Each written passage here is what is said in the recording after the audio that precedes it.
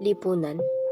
Kung ito'y ating titingnan, ito isang sambayanan na dapat ay nagtutulungan at nagkakaisahan.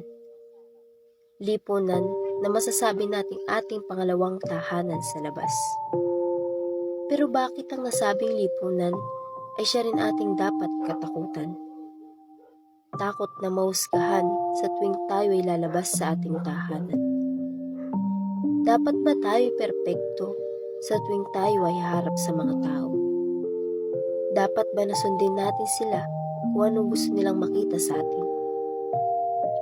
Karamihan sa ating sinasabi na meron tayong batas para sa mga taong mapanghusga, pero bakit hindi pa rin sila napupuksa? Ang tanong tuloy ng karamihan, meron pa nga ba tayong batas para dito? Dahil batas na hindi maramdaman ng mga taong nahuhusgahan dahil wala namang nagagawa ang nasabing batas. Mga taong walang ginawa kundi punahin ng nakikita sa iba. At bakit kung sino pa ang kapwa mo ay siya rin palang uhusga sa'yo? Kadalasan na sa ating pinaparamdam na kapag maitim ka, pangit ka. Kapag pango ka, pagtatawanan ka.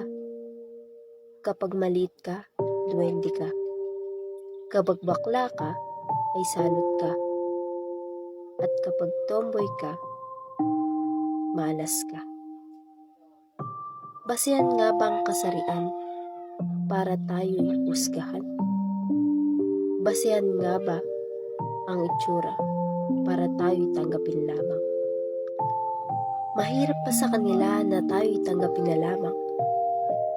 Mahirap ba sa kanila na tayo'y huwag husgahan? Oo, ako ay biktima ng diskriminasyon ng mga tao sa lipunan.